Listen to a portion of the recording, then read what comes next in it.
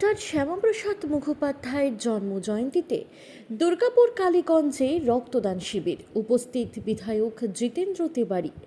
বাঙালি মনীষী তথা ভারতীয় জনসংঘের প্রতিষ্ঠাতা ডক্টর শ্যামাপ্রসাদ মুখোপাধ্যায়ের জন্মজয়ন্তী উপলক্ষে এক মহতী রক্তদান শিবিরের আয়োজন করা হয়।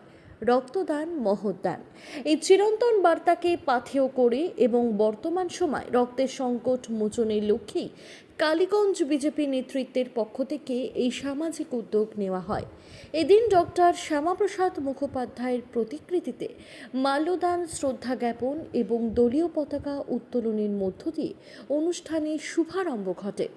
এরপর উপস্থিত গেরুয়া শিবিরের জেলা ও স্থানীয় নেতৃত্বকে সংগঠনের পক্ষ থেকে সংবর্ধনা জ্ঞাপন করা হয়। সংবর্ধনা পর্ব শেষে শুরু হয় মূল রক্তদান কর্মসূচি। এলাকার সাধারণ মানুষ ও বিজেপি কর্মী সমর্থকদের স্বতঃস্ফূর্ত রক্তদান এই শিবিরকে সফল করে তোলে। এই রক্তদান শিবির আমাদের মূলত যে লক্ষ্য, আমাদের ভারতীয় জনতা পার্টির প্রতিষ্ঠাতা ডক্টর শ্যামাপ্রসাদ মুখার্জি তার জন্মদিবসকে পালন করার জন্যই আমাদের আজকে মূল উদ্দেশ্য।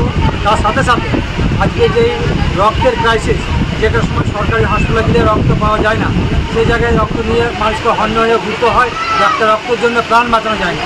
সেই উদ্দেশ্যটা সামনে রেখে ভারতীয় জনতা পার্টি এসসি মোর্চার পক্ষ থেকে এবং এই 3 নম্বর মণ্ডল এবং তার কার্যকর্তারা, আমাদের বিধানসভার সমস্ত এসসি মোর্চার কার্যকর্তারা উদ্যোগ নিয়ে আজকের এই অনুষ্ঠানটিকে তারা পরিচালনা করছেন এবং সকলে সহযোগিতা করছেন। গ্রামবাসী তথা এলাকার প্রত্যেকে হাত বাড়িয়েছেন এই রক্তদান শিবিরটাকে সমর্থন। আচ্ছা, কতজন রক্ত দিলেন এখনো পর্যন্ত? আমি 50 জন টার্গেট রেখেছি, এখনও পর্যন্ত 30 জন রক্তদাতা দিয়েছেন। এরপর আশা করি আরও 50 জন হবে। এই মুহূর্তে রক্ত যদিও অতটা ক্রাইসিস নেই, আমরা চেষ্টা করব যদি আমাদের 30 জন 40 জন নেওয়ার পরে অতিরিক্ত হয়ে যায়, এগুলো আমরা সরকারি হসপিটালে নামগুলো পাঠিয়ে দেবো, তাদের নাম লিস্ট করে রাখবে, আমরা তাদেরকে রক্ত দেওয়া। কখন শুরু হয়েছে রক্তদান? এটা শুরু হচ্ছে 10টা 40-এ আমাদের এখানে শুরু হয়েছে, কিন্তু আমরা প্রোগ্রাম শুরু করতে সেই সময় পারিনি। মোটামুটি 11:30 পর রক্তদান আমরা শুরু করেছি। কতক্ষণ চলবে?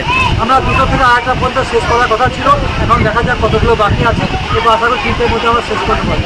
আর রক্তদান ছাড়া কি আরও কোনো কিছু ব্যবস্থা আছে? এই মুহূর্তে আমরা রক্তদান ছাড়া অন্য কোনো স্টেপ নিইনি। আমরা এই রক্তদান শিবিরকে সামনে রেখেছি এবং ডক্টর শ্যামাপ্রসাদ মুখার্জির জন্মদিন এটাকে পালন করছি এবং যারা রক্তদাতা করছেন তাদের একটু টিফিনের ব্যবস্থা এবং ভোজনের ব্যবস্থা আলোচনা করছি। এছাড়া অন্য কিছু আয়োজন। কেউ কি এসেছিলেন? হ্যাঁ, এখানে এসেছিলেন পান্ডবস্বরের বিধায়ক মাননীয় জিতেন্দ্র তিওয়ারি মহাশয়। এছাড়াও এসেছিলেন অন্যান্য এলাকার সমস্ত ক্লাব সম্পাদকরা, সভাপতিরা এবং 4টা মণ্ডলের যারা সভাপতি ছিলেন এবং প্রাক্তন আমাদের সভাপতি মণ্ডল সভাপতি সঞ্জীব বাউরি এবং প্রাক্তন কনভেনার সুজন সূত্রধর এবং অন্যান্য অনেকে এসেছেন। মণ্ডল প্রেসিডেন্ট ছাড়াও এসেছিলেন সিদ্ধান পাল, শান্তি সিং, সাধন বাগ এবং অরূপ।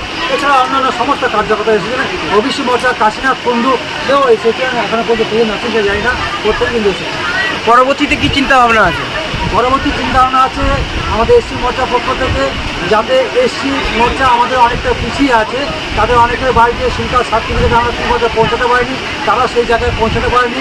আমাদের ইচ্ছা আছে প্রত্যেককে জোরে জোরে সার্ভিস সার্চ করে যাদের সার্টিফিকেট নেই এসসি মোর্চার যাতে আরও উন্নতি হয়, তাদের ঘরে ঘরে যেন এসসি মোর্চার সুযোগ সুবিধা পাই দিতে পারি, এই লক্ষ্যে আমরা প্রচেষ্টা চালাচ্ছি। আগামী দিনে বিধায়ককে সঙ্গে নিয়ে এইগুলো যাতে দূর করতে পারি, এসসি সমাজের ভেতরে ঢুকে দিতে পারি, তাদের অভাব অভিযোগ এবং সুযোগ সুবিধা যেতে পাই। আপনার নাম? আমার নাম মুক্তিপদ রুইদাস, পান্ডবস্বর বিধানসভার কনভেনার এবং জেলার এসসি মোর্চার জেলা কমিটির সদস্য।